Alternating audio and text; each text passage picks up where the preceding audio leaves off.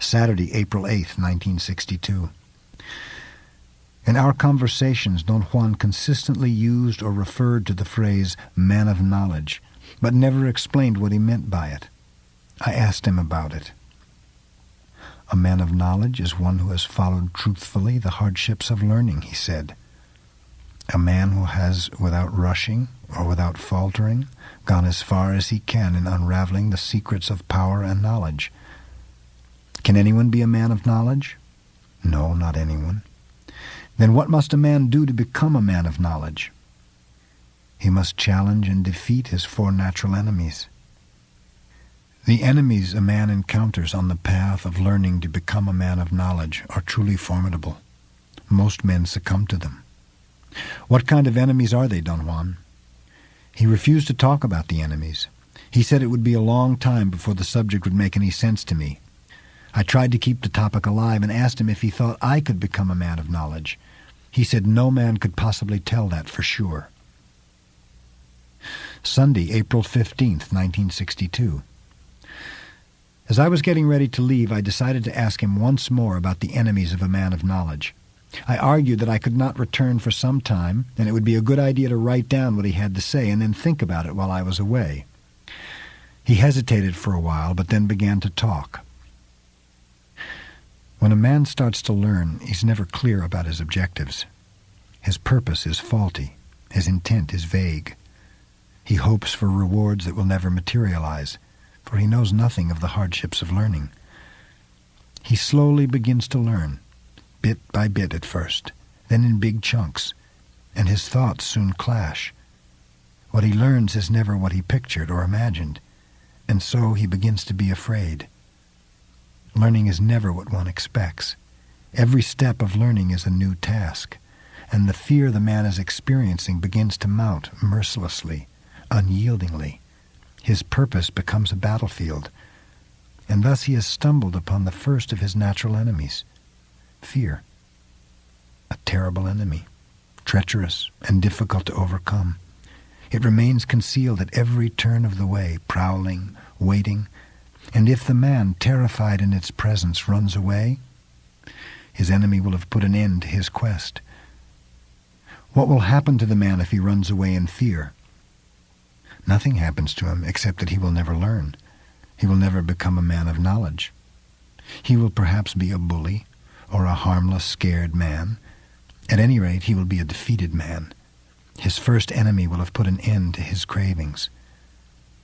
And what can he do to overcome fear? The answer is very simple. He must not run away. He must defy his fear, and in spite of it, he must take the next step in learning, and the next, and the next. He must be fully afraid, and yet he must not stop. That is the rule. And the moment will come when his first enemy retreats. But won't the man be afraid again if something new happens to him? No.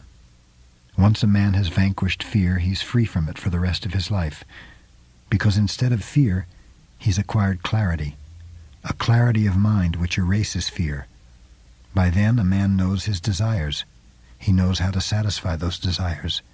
He can anticipate the new steps of learning, and a sharp clarity surrounds everything. The man feels that nothing is concealed. And thus he has encountered his second enemy, clarity. That clarity of mind which is so hard to obtain dispels fear, but also blinds.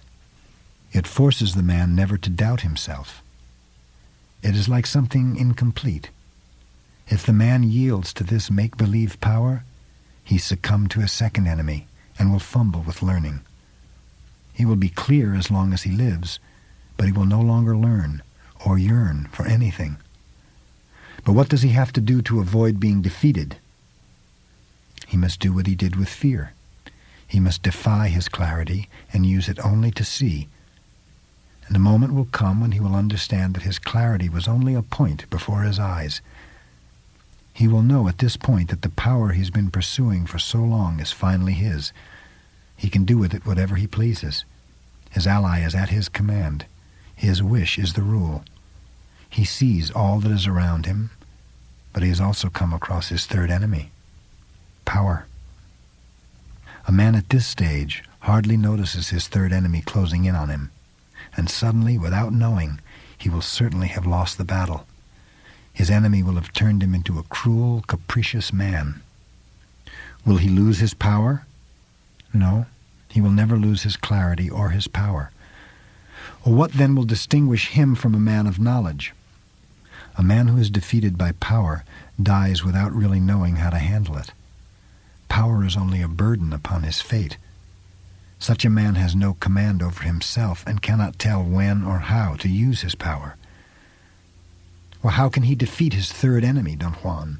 He has to defy it, deliberately. He has to come to realize the power he has seemingly conquered is in reality never his. He must keep himself in line at all times, handling carefully and faithfully all that he has learned. Thus he will have defeated his third enemy. The man will be by then at the end of his journey of learning, and almost without warning he will come upon the last of his enemies, old age. This enemy is the cruelest of all, the one he won't be able to defeat completely, but only fight away. But if the man sloughs off his tiredness and lives his fate through, he can then be called a man of knowledge, if only for the brief moment when he succeeds in fighting off his last invincible enemy. That moment of clarity, power, and knowledge is enough.